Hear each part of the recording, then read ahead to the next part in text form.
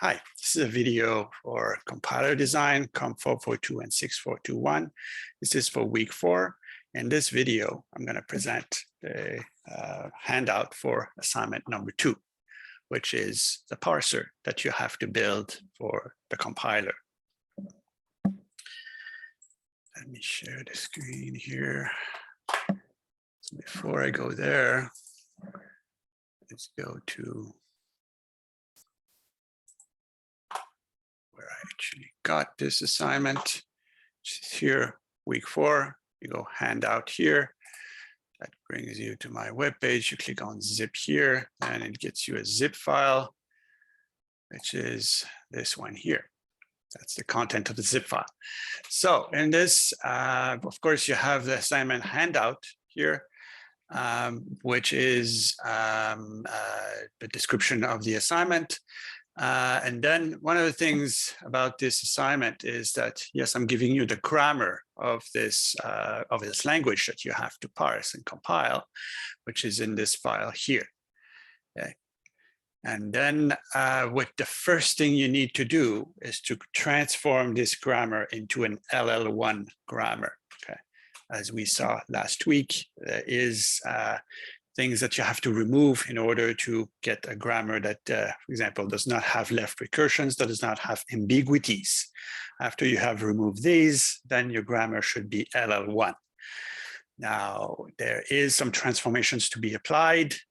I wrote actually a Java program that helps you to make many of these transformations. For example, well, first off, is that in this grammar, as I'm giving it to you, there is some EBNF like repetition, BNF repetition, and optionality that are included in the grammar, which need to be removed. The first thing first, that needs to be removed before you remove the left recursions and ambiguities.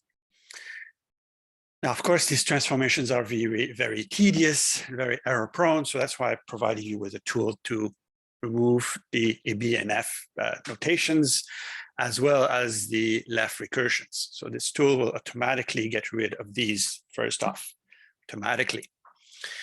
Then, well, there's no way that you can have a tool that automatically transform any grammar into an LL1 grammar. Okay, this does not exist.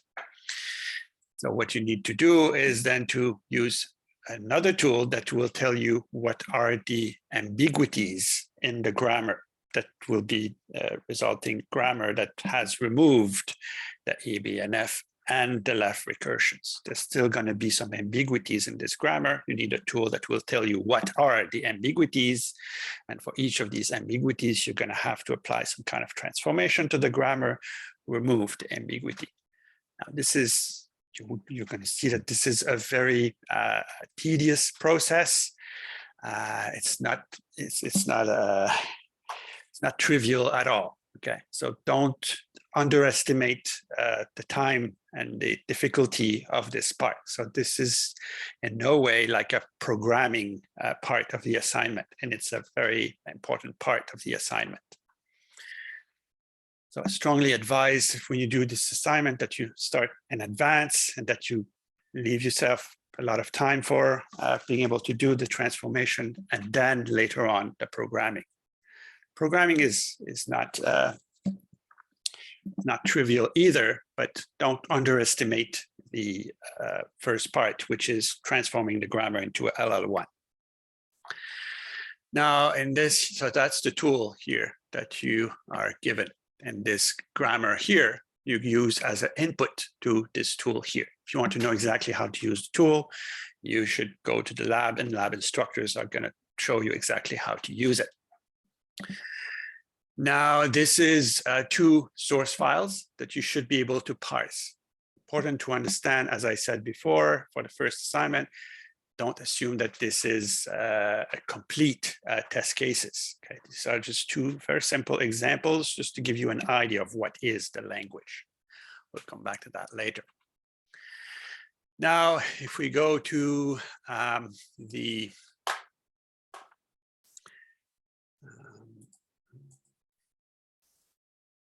handout.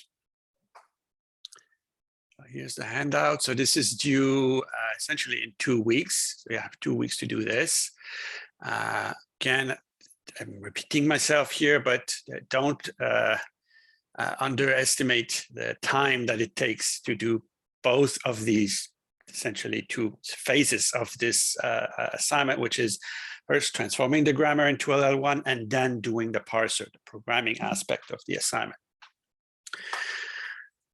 So this is a formal definition of the grammar. So these are the non-terminals of this grammar, the terminal symbols in this grammar. The starting symbol is called start. So here is the grammar itself. So essentially what the program, what the language is a object-oriented programming language. So it allows you to declare classes. In this particular case, they are expressed as struct. So you have here struct, and then the ID that is the name of this struct or class that you're declaring. It can inherit from other classes, actually a list of classes. So you have essentially multiple inheritance. We'll see that later. Of course, it's creating many problems, but we will not go that far into making multiple inheritance, let's say, as well-defined and useful as it is in C++, for example. Okay. But conceptually speaking, or syntactically speaking, a class can inherit from many other classes. Then what is a class is essentially, it is a list of member declarations, which is preceded by visibility, where visibility is either public or private. So you have a list of private or public members. So this is where you have, explain the meta syntax here I'm using in this kind of EBNF.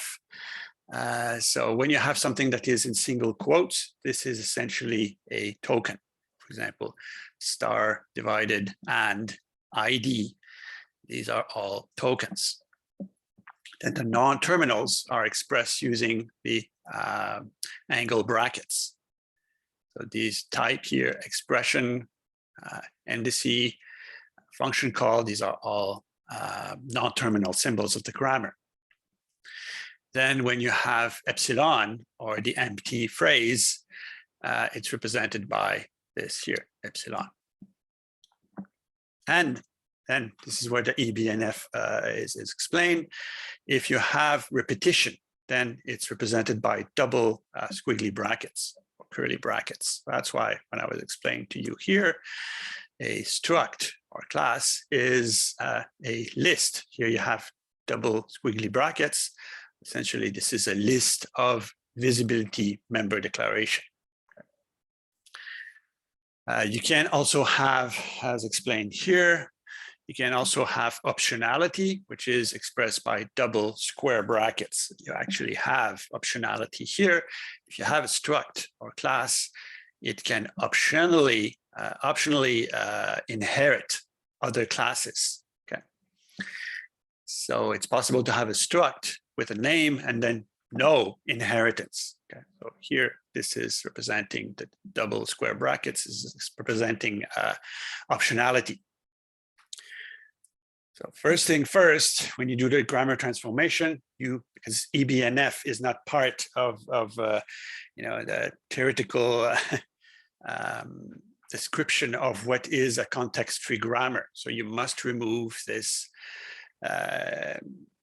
abstract kind of representation, which is provided by the EBNF repetition and optionality.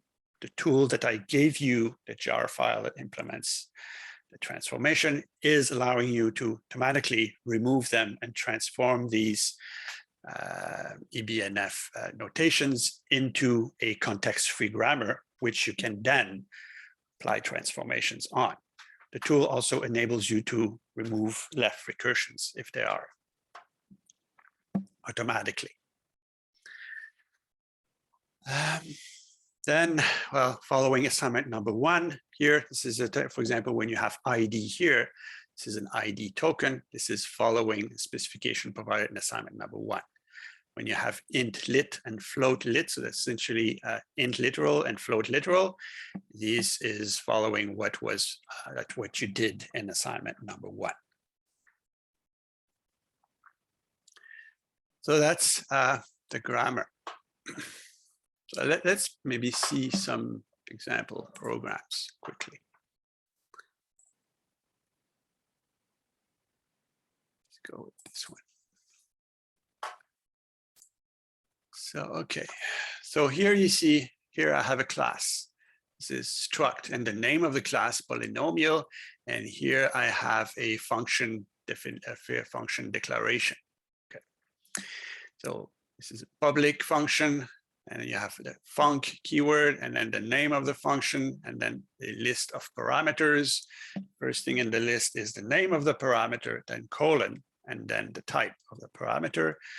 And then when the list is finished, then you have close parentheses, and then you have an arrow that describes what is the type of the return type of the function, which comes after that here, which is in this case float. So this is a structure or class named polynomial that contains one function, which is public, whose name is evaluate, takes one float and returns a float.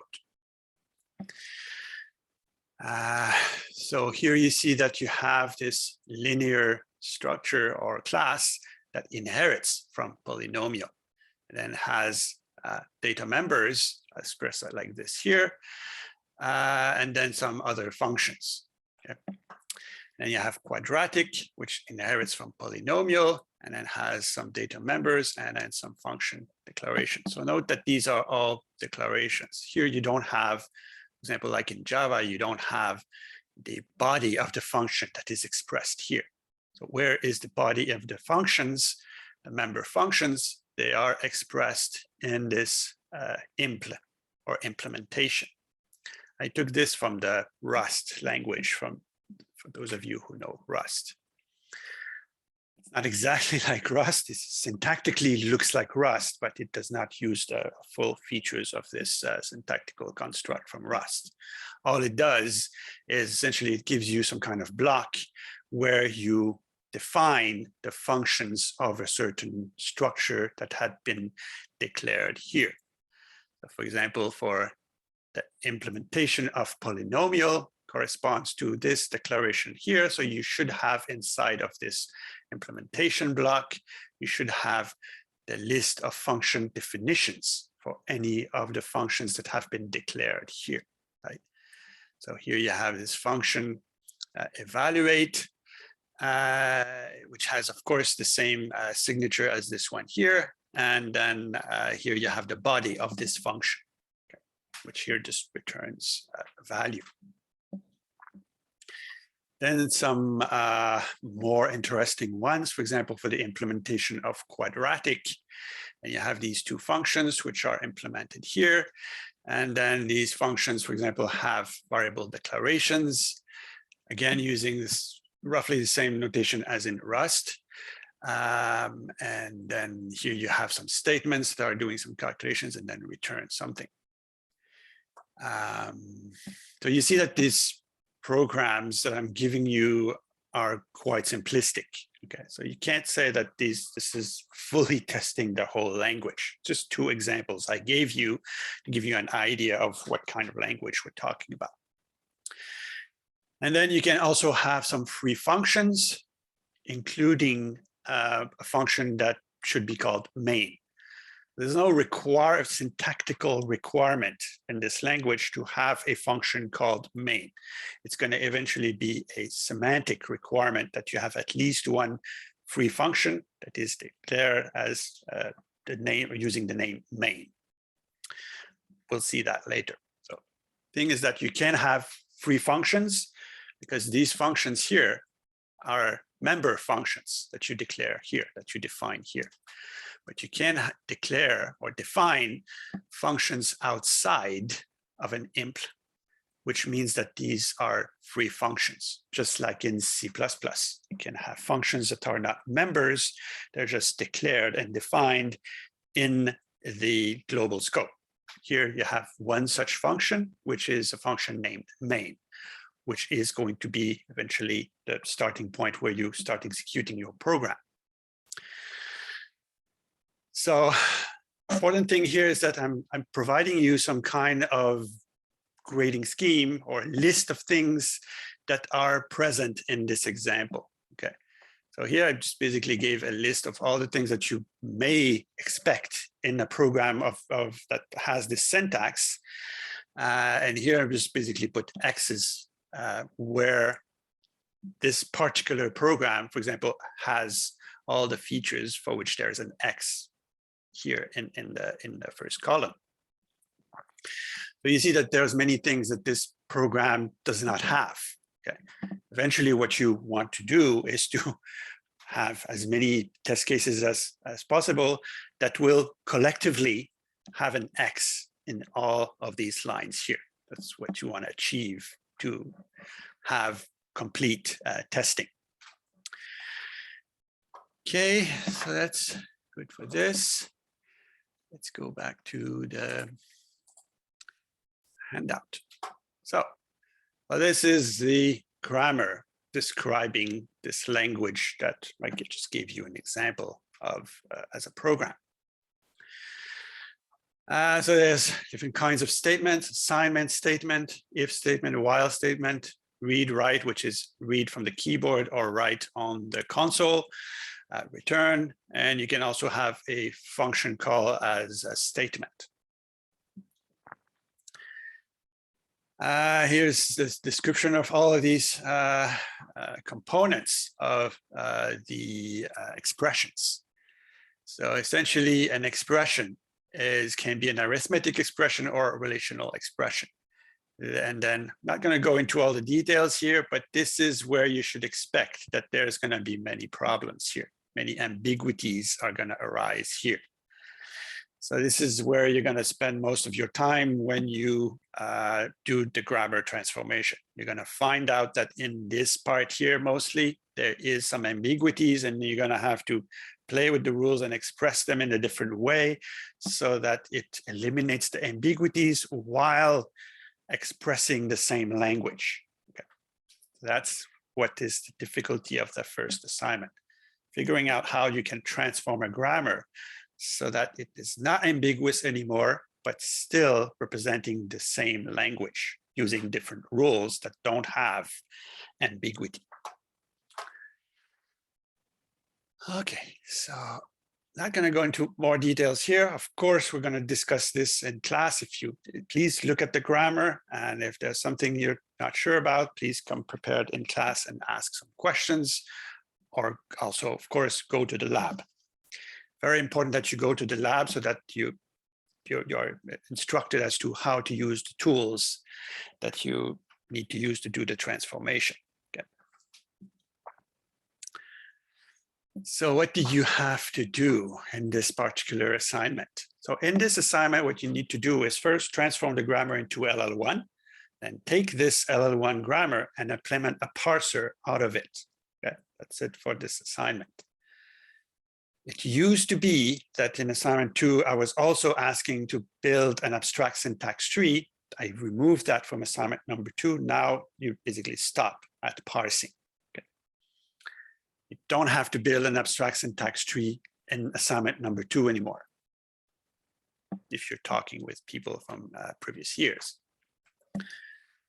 So what is it that, well, as for assignment number 1, you need to provide a document. First of all, section 1 is the listing of all the rules in your grammar after it's been transformed into LL1.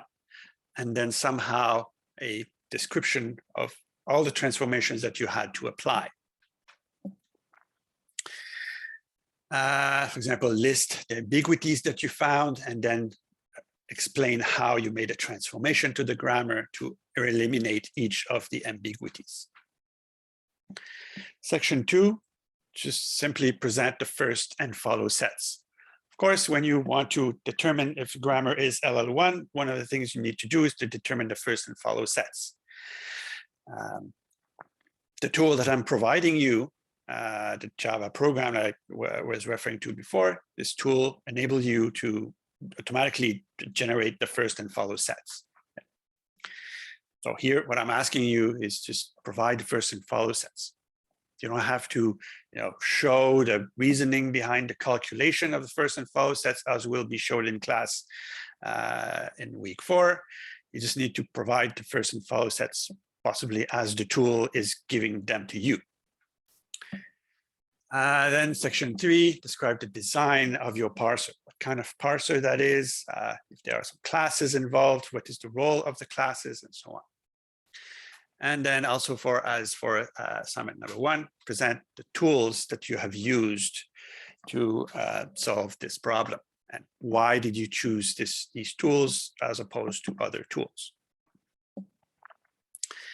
For the implementation, so you need, of course, to have a parser.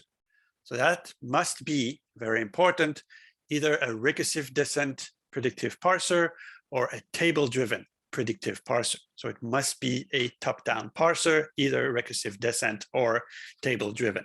That these two parsing methods are going to be explained in class in week 4.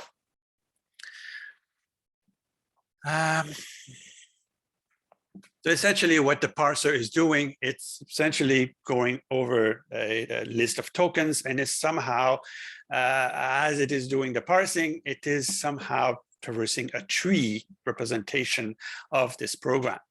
At this point in time, you don't have to generate a tree data structure, but somehow, as the parser is operating, it is somehow traversing a tree as it is using the rules of the grammar.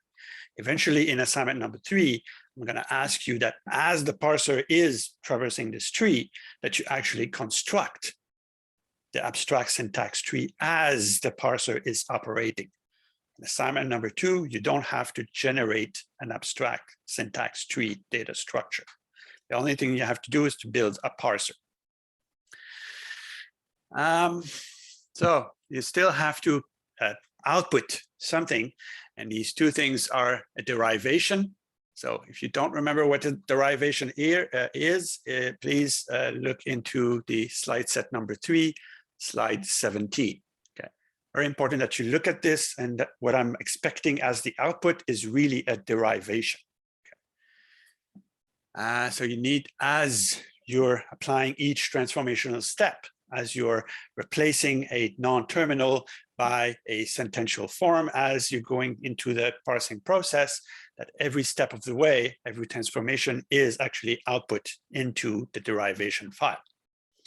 Eventually, what you're going to have in this file is you're going to start at the top with the starting symbol, and you apply one transformation using a specific rule, and then you apply all the transformations as you're using the rules, and then the last line in your file should be essentially the list of all the tokens that are part of your program, essentially the sentence that was generated by this grammar, and the sentence is the program itself.